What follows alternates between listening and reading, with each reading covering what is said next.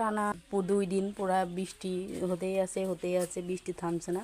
তো গাইস দেখুন, বৃষ্টি হওয়ার কারণে আমাদের রঙিন মাছের হাউজে যে টবগুলো রাখা হয়েছে, টবগুলোর বর্তমান কি পরিস্থিতি দেখুন গাইস। দেখুন পানিতে সবগুলো ভরাট হয়ে গিয়েছে, পানিতে টইটুবোর অবস্থা। আবু পানিগুলো ফেলে দাও তো। তো গাইস দেখুন, আমার ছেলে আরিয়ান এখন এই টপে যে পানিগুলো বেঁধেছে, এই পানিগুলো একে একে সব ফেলে দেবে।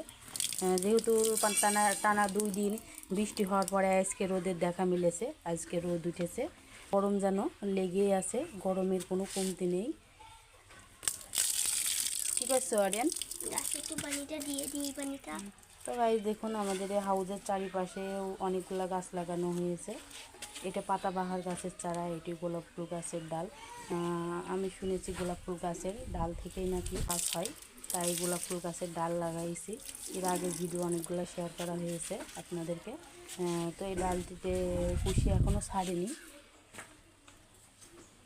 আশা করা যাচ্ছে খুব শীঘ্র তাড়াতাড়ি কুশি ছাড়বে।